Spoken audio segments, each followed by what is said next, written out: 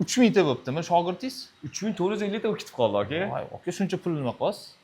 Sekin-sekin xalqimizni o'sha xizmatidamiz aka. Deb qo'yadi. Aka unaqa. Soqqani aylantiryapman-da. Yo'q, aka unaqa emas aka. Qarang, nima ish qilyapsiz yaqinda? Mana ayting, nima yangilik qilyapsiz yana?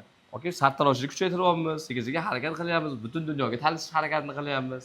16 mingtalik loyiha olganmiz davlatdan, 100 milliardlik, ya'ni 500 ta filial ochyapmiz Toshkent shahar, Toshkent viloyatida. 16 mingta, 8 mingta ayol, 8 mingta erkaklarni sartaroshlikka o'rgatamiz. O'sha start beramiz aka. Onalar farzandini ismini Otabek qo'yadimi deyman-a? Otabeklar juda kuchayib Siz ketyapti. ham Otabek aka.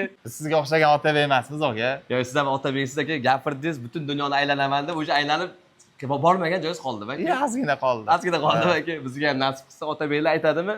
Qiladi aka. Shu joyga qo'yib qolaman aka. Men yaqinda eshitdim, Nesvonda choch olaman dedingiz. Aha. Qiyin aka, qanaqa bo'lmoqchisiz u yerda? Ruxsat berishmasa kerak. Nestvan tomida soch olmoqchiman. Agarda mana shu video 100 mingta layk bo'lsa aka, Bizani xalqimiz padisha qiladi lekin 100 mingta ko'p aka. ya xalqimiz menimcha o'ylayman kasb egalarini, oddiy insonlarni paddeshga qilishadi va siz ham gapirasiz, javob berasiz, men ham gapiraman, javob beraman. 100 mingta layk bo'ladi va 100 mingta kommentariy ham bo'ladi aka. Zo'r bo'lardi. Akalar, ukalar, sizlarga qiyin emas. Ko'ryapsiz videoni baribir. Anu qizilchani bitta bosib qo'ysanglar, akamiz Nesvonda choch olib bir rekka chiqaman deyaptilar. Mirovoyga, jahonga. Butun dunyoga inshaalloh. Inshaalloh. Aka, bosing.